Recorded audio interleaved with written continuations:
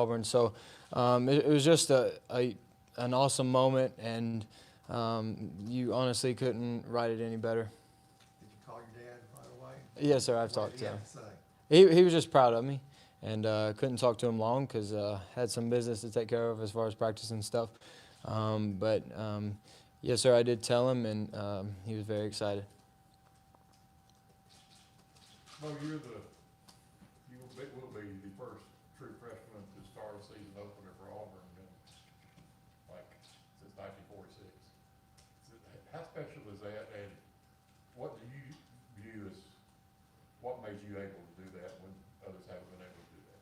Right. Well, that stat's pretty special, and to me, it's something that I was shooting for. It was a goal of mine, like I said, and honestly, that stuff it goes to saying how good the team welcomed me in and how much they helped me get on the field is kind of quickly, and but it was a good situation. I came in at a good situation, and our coaches, Coach Malzahn and Coach Dillingham, they did a really good job of getting me prepared quickly. Is there anything you felt like you did really well in preseason, and anything in particular trying to get better at before Oregon? As far as from spring to fall camp, I got a lot better. I was understanding the playbook and knowing what was going on at practice and different things like that, and knowing how Coach Malzahn called plays and all that stuff. But realistically, I just learned my receivers better, and throughout the summer, I was able to throw to them more and more and understand timing and the way they ran and caught the ball. And everyone's different. Every receiver's unique. So just time helped me throughout spring practice and to fall camp. But throughout camp, I did a good job. I understood the offense and really just tried to do whatever Coach Malzahn and Coach Dillingham asked for me. Yeah, you mentioned that stat that the true freshman hasn't started a season opener in 73 years here. What is it about you that makes you feel that you're so well equipped to handle this responsibility right away? Well, as far as my past, I think I was coached well in high school, and as far back as I can remember with my dad and just stuff like that. But once I got here, Coach Malzahn, like I said, him and Coach Dillingham, they really got started really quickly. In the spring, they put a bunch on us, and so really just try to get the whole offense as much as they could in, so you could learn it quicker. And the more reps I got, the better and more comfortable I got with it. Bo, how similar is this offense that you've been at Auburn to what you ran at Cincinnati? It's really similar. Obviously, the verbiage and stuff is different, but a while back, my dad kind of looked at Coach Malzahn's offense, and he started because it was so successful in 2013 and so forth. He started kind of taking some plays from it, just like every other offense did from the spread. And most of the time, each offense, if you're a spread offense, you run similar things. You may tweak it just a little bit differently, but the overall concept is most of the time the same. You went through most of preseason camp without getting to throw to Will Hastings and Eli Stove in scrimmage situations. How good is it to have them back out there and they kind of get on the same page and rhythm with them? Well, it's great. We have some really good wide receivers, and when they're all healthy and ready to go, we could be really good. And so just having them back, it was more of a comfort thing. Like, hey, you got really good weapons, so just use them. And my job is just to get them the ball and then allow them their athletic ability to do the rest. Well, at this moment right now, what's your biggest strength as a quarterback? My biggest strength as a quarterback is probably just the way that I can throw and move in the pocket and run all at the same time. I think it's just really important nowadays for a quarterback to be mobile. And if they can throw and understand and process quickly and move around, then I think you have yourself a good quarterback. And I just try to fit my skill set with the offense. And if I have to move around, I'll move around. If I have to sit in the pocket and make throws, I'll do that. What's your dad told you about the responsibility that comes along with being the starting quarterback at all? What has my dad said? What has he said about everything that comes with the platform? Right. Well, growing up, I mean, whether you play at Auburn or anywhere, growing up, he taught me how never let the moment get too big. You're prepared for any moment you step into. You'll only get better and better. So he just did a really good job of allowing me to be myself, and he reminded me of the strengths that I had and how to use those strengths. and things like that. But overall, he was always there for me. He always pushed me to be a better player, and he's really helped me get to where I am today. What's your relationship like with Joey? What's it been like competing with him for the last few months? Joey's a great guy. He's a great quarterback, and we really our relationship obviously grew over summer, over fall camp. We were together all the time with workouts and on the field stuff.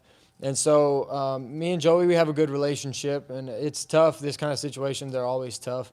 But Joey, he's going to continue to get better. I'm going to continue to get better, and we'll see where it takes us. How did he kind of handle the news when y'all talked to each other after? He handled it, in my opinion, about as good as you can handle it. He had a really good practice today, so obviously it didn't faze him that much. But like I said, Joey's a great talent, and he can run the ball and throw the ball just about as good as anybody. So we have two really good quarterbacks on Auburn, that's for sure. Your thoughts on getting to lead the team against 6 teams ranked in the top 12, especially a week from next Saturday night? It's what I signed up for. I knew coming to Auburn we were going to have a tough schedule every year, maybe the toughest in the country this year. But the good thing is that I have a really good defense, a really good offensive line, and great skill players around me. So as long as I just do my job, everything else will take care of itself, and I can kind of depend on them a little bit. What does it mean to have a receiver like Seth Williams who can catch just about anything you throw near him? It's awesome. As a quarterback, that's you have to use those guys as your best friends and just use their skill set to your advantage. And if you can't make a perfect throw, then you know and understand that they can make a play. And so guys like Seth and Sal and others, the bigger guys that can run well as well, it's really good to have them on your team. Like any quarterback would say, if you have those kind of players around you, it makes your job a whole lot easier. What do you think you have to improve on kind of the most? What do you focus on between now and that first start? Everything. I can get better as far as throwing and being accurate, timing with my receivers, communicating with the offensive line, communicating with everybody on offense, leading the team and being the leader that our team needs. We have great leadership, so if I can just find my role as far as that would help. And really just, like I said, everything. I can be a better passer, understand the offense more. That's a main thing. And you can never understand an offense good enough. So as long as I just keep doing my job and keep studying film and talking with the coaches and seeing what's on their mind, I think I can get better as an overall player. How hard is it to be that leader you're talking about? When some guys are 4 or 5 years older than you are. Right. Well, as a freshman, it's tough because if you're the leader of your team, if you're the quarterback, then they expect a whole lot out of you. And so if you're not necessarily having a great day, you have to find ways to lead that'll allow them to listen. And if you're not having a good day, then you can't really harp on them about getting the little things done. You kind of just have to encourage them and say, hey, guys, I'll fix my problems and just keep going, and let's just try to fix it as a whole. But like I said, having older guys, it is hard to lead because sometimes you don't really have a say because they've been here for so much longer than you, and you can't just come in here and kind of take over like that. But just finding little sudden ways to lead, if that's just an individual person or the whole group, whenever somebody needs a leader, just be that for them. What do you think your offense is capable of this season? I think however good we want to be, that's how good we'll be. And so however good we play, however good we'll play together and as a team and be balanced on all cylinders, we have a chance to be really good. Our offensive line, like I said, they're all coming back, and so that's a great thing. Whenever you have a good offensive line, generally you're pretty good on offense. Growing up as an Auburn fan, do you have a favorite Auburn football memory?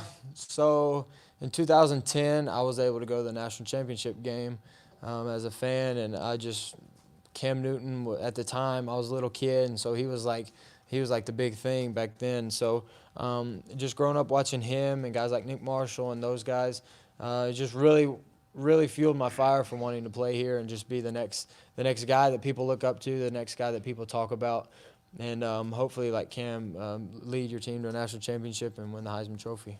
How much do you watch your dad's games? Well, if you can find any on YouTube, then you're doing good. But I've watched some of his games, like Florida. He has a nice little highlight video against Florida in '94, and he played out of his mind. Probably his best game he ever played. So I watched that, and me and him go back and forth. He kind of brags about it and stuff like that. But no, I've watched him a good bit, and when I was little, I watched him more because they used to have VHS and we had the tape and the highlight video and all that stuff. So, but now that I've grown up, I've continued to watch him, but not as much. Is Seth Williams going to be your Frank Sanders?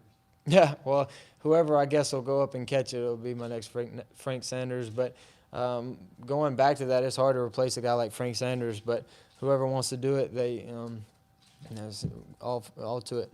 How much faster are you than your dad? A lot faster. A lot faster. Was there a time during a specific moment during fall camp where you felt like you really had the advantage in this competition and just had confidence that you were going to win? Not really. I guess the most confident I was when Coach Malzahn told me, and so we both had a really good camp, and we both played well. The offense was productive when we were both in there, but I was just grateful that he did tell me, and I knew I had a good camp, so I knew that was a possibility. But like I said, it was up to the coaches. Were you preparing yourself in case it went the other way? I was prepared, yes, sir. I was going to do whatever I had to do for the team. If I had to take a step back, I was going to take a step back. God has a plan for everything, and I truly believe that. And so whatever he wanted, it was going to happen, and I'm just fortunate to be in this position. How cool is it to get to Oakland College out of Jerry World against Oregon, a nationally televised game? I guess it's as good as you can write up. But college game day for freshmen walking in as your first game, some people view that as tough, but I kind of see it as fun just because it's kind of what you prepare for. It's, I mean, why else would you play if you can't play at the highest atmosphere, environment, and all that stuff? So it'll be fun, and we'll be ready to go. You mentioned your speed compared to your dad's. How does the rest of your game compare to his? We're very similar. He was very smart, and he knew where to go with the ball, and he understood the game about as well as anybody. Coming from a high school coach like his dad was, so we were in the same boat as far as that. I can move around a little bit better. I get that from my mom. But overall, I just, like I said, I didn't watch a whole lot of him, so it's hard to compare. The game's so much different. But I get a lot of what I do from him, I got to admit. Are you ready to be the face of a program and have everybody talking about you and walking to class, getting bothered and autographs and all that? And have you talked to your dad and family about that, how to handle it? Well, like I said, growing up, my dad always said, everyone's always watching. No matter where you go, no matter what you're doing, somebody's watching. And making the decision when I actually started getting recruited, my mom and dad both harped on me. It was like, it's a big thing to be a quarterback at a big school. And so I'm ready, and I know what it brings. And like I said, my dad and mom both went through it, so they have done a good job raising me and teaching me how to handle these situations.